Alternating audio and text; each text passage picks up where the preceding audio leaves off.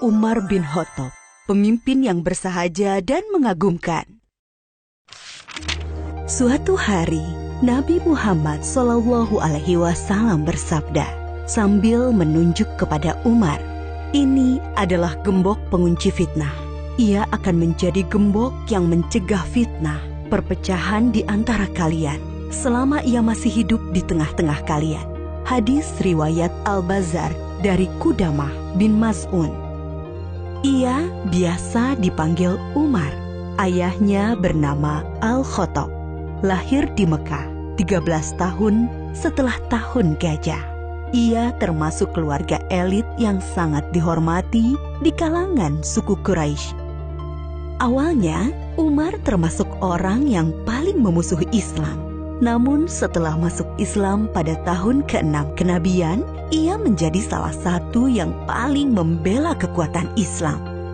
Dengan masuk Islamnya Umar bin Khattab, Allah telah menjawab doa yang telah dipanjatkan Rasulullah SAW 2 hari sebelumnya.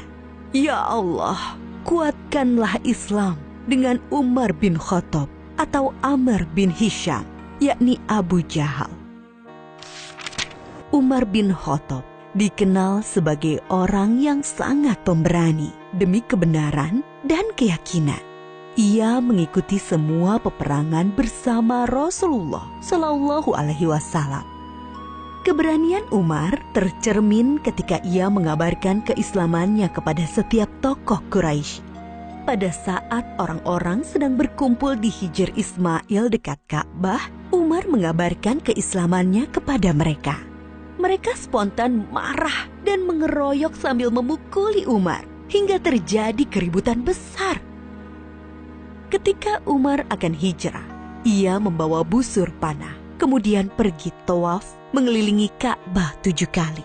Lalu Umar dengan terang-terangan mendatangi kelompok-kelompok orang Quraisy seraya berkata, "Wahai wajah-wajah kusam, barang siapa ingin ibunya kehilangan anak, anaknya menjadi yatim, dan istrinya menjadi janda, temui aku di belakang lembah." Dan tak seorang pun berani mengikutinya. Umar bin Khattab juga dikenal sebagai orang yang sangat lembut hatinya, sangat berhati-hati dalam tindakannya. Abdullah bin Abbas menjawab pertanyaan tentang siapa Umar bin Khattab. Ia laksana burung yang terbang dengan sangat hati-hati. Ia selalu memandang bahwa seluruh jalan yang akan dilalui penuh dengan perangkap dan jebakan yang akan menjauhkannya dari Allah Subhanahu wa Ta'ala. Itulah sebabnya Allah membimbingnya dan banyak memberikan karomah, yaitu hal luar biasa yang hanya diberikan Allah kepada para kekasihnya. Sehingga beberapa kali ucapannya direspon oleh Allah Subhanahu wa Ta'ala. Di antara karomah Umar bin Khattab yang diberikan oleh Allah Subhanahu wa Ta'ala kepadanya, yaitu pada suatu hari ia mengirimkan pasukan perang yang dipimpin oleh Sariyah. Setelah sekian lama pengiriman pasukan, ketika sedang menyampaikan khutbah Jumat di Masjid Nabawi di Madinah, tiba-tiba Umar berkata, "Hai Sariyah, ke gunung, ke gunung, ke gunung." Hadirin yang di dalam masjid pun saling berpandangan dan merasa heran. Berselang 1 bulan, datanglah seorang utusan Sariyah menyampaikan surat kepada Umar bin Khattab. Ia menceritakan bahwa pasukan Islam saat itu sedang terdesak di dekat gunung di daerah Nahawan, sebuah tempat yang jauh dari Madinah, dan mendengar seruan Khalifah Umar radhiyallahu anhu. Lalu kami berlindung di gunung, dan Allah memenangkan kami atas musuh-musuh kami. Kisah karomah Umar bin Khattab yang lain adalah ketika Gubernur Mesir Amr bin Al-As mengirimkan surat kepadanya. Amr bin Al-As telah menghapus kebiasaan orang-orang Mesir yang mengorbankan seorang gadis untuk Sungai Nil. Namun belakangan hari setelah itu, air Sungai Nil mengering. Lalu Umar bin Khattab menjawab surat gubernur Mesir itu sambil melampirkan sebuah catatan kecil yang bertuliskan, "Dari hamba Allah, Amirul Mukminin Umar bin Khattab, amma ba'du." Hai Sungai Nil, jika engkau mengalir karena dirimu sendiri, maka janganlah engkau mengalir. Namun jika airmu dialirkan oleh Allah Subhanahu wa Ta'ala, maka mintalah kepada Allah yang Maha Kuasa untuk mengalirkan airmu kembali.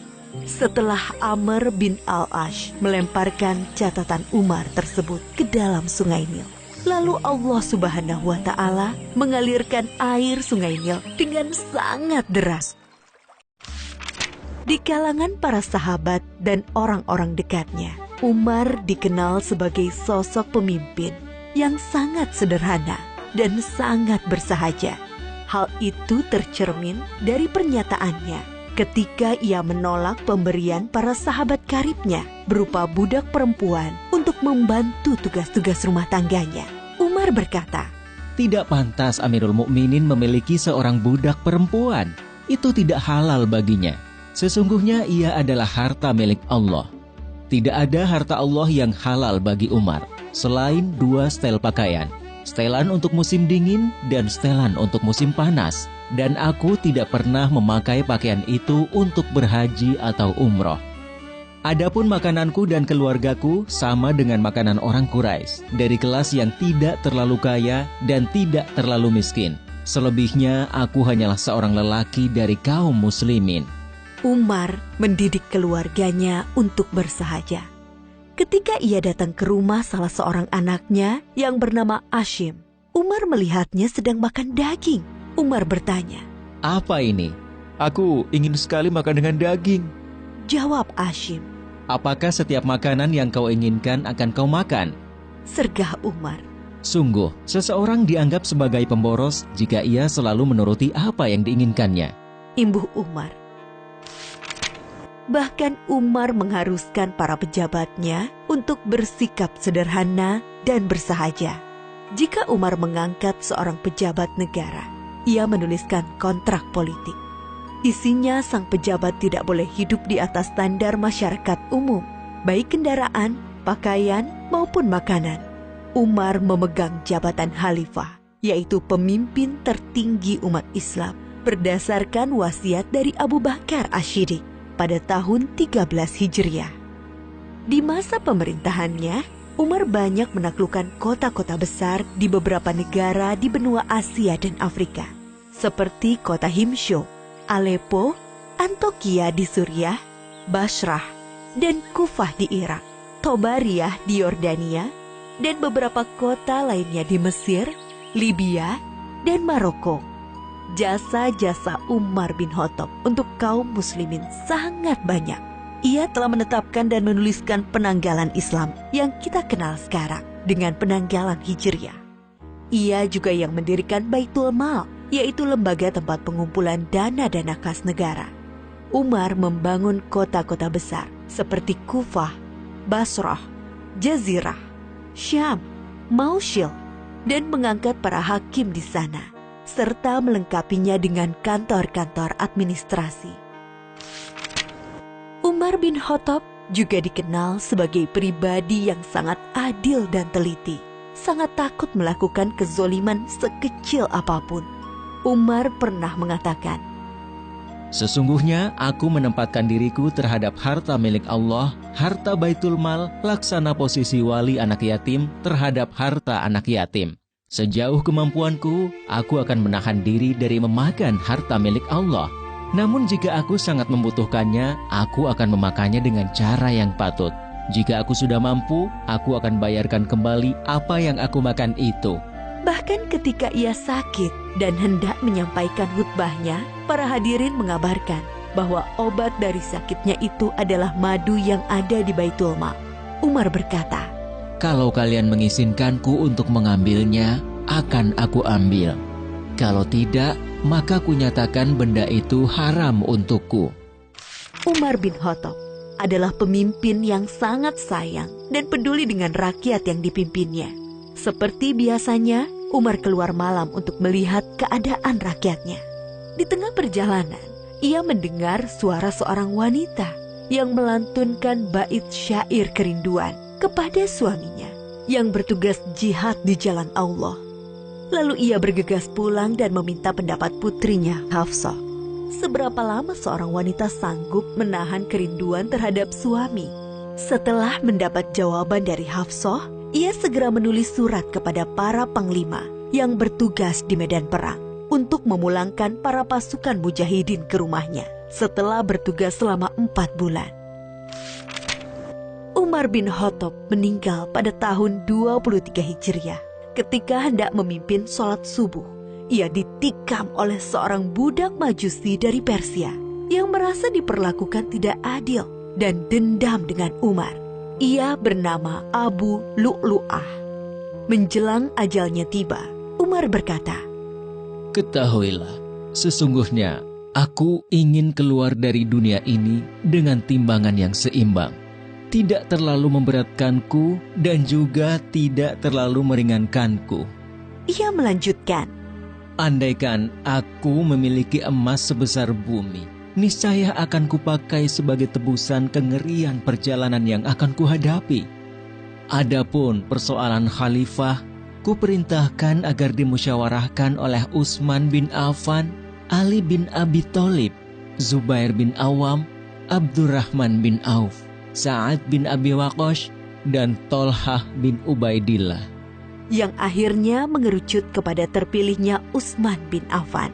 Umar juga memerintahkan putranya yang bernama Abdullah untuk memeriksa hutang-hutangnya dan berpesan, Kalau kekayaan harta keluarga Umar cukup untuk membayarnya, maka bayarlah dari harta mereka. Namun, jika tidak mencukupi, maka mintalah dari Bani Adi. Kalau masih tidak mencukupi, maka mintalah dari orang-orang Quraisy. Umar berpesan, Pergilah menemui Ummul Mukminin Aisyah dan katakan bahwa Umar meminta izin untuk dikebumikan bersama 2 sahabatnya. Abdullah pun pergi menemui Aisyah dan mengulangi kata-kata ayahnya. Aisyah menjawab, tadinya aku menginginkan tempat itu untuk diriku sendiri, tapi kini aku lebih mementingkan ia daripada diriku. Dan akhirnya Umar bin Khattab dimakamkan di samping makam 2 sahabatnya, yaitu Muhammad Rasulullah Shallallahu Alaihi Wasallam dan Abu Bakar As-Siddiq radhiyallahu anhu. Dari sosok Umar bin Khattab, kita bisa banyak bercermin dan belajar tentang kepemimpinan hebat yang sangat mengagumkan. Setiap orang hendaklah berusaha membiasakan hidup sederhana, termasuk pemimpin. Meskipun ia mendapatkan banyak fasilitas dari posisi dan jabatannya, alangkah mulia seseorang yang memiliki sifat peduli dan kasih sayang kepada sesama makhluk Allah, termasuk kepada hewan. Begitulah Islam mengajarkan seorang pemimpin yang tegas dan kuat, namun memiliki sifat sayang dan peduli, akan terhindar dari sifat aniaya. Kemuliaan hidup tidak selalu hadir dari kedudukan seseorang, tidak pula ketenarannya. Seringkali, kemuliaan hidup lahir dari sifat rendah hatinya, sikap kehati-hatiannya, sikap pembelaannya kepada yang lemah, juga dari karya nyata yang dapat dimanfaatkan orang banyak di sekitarnya.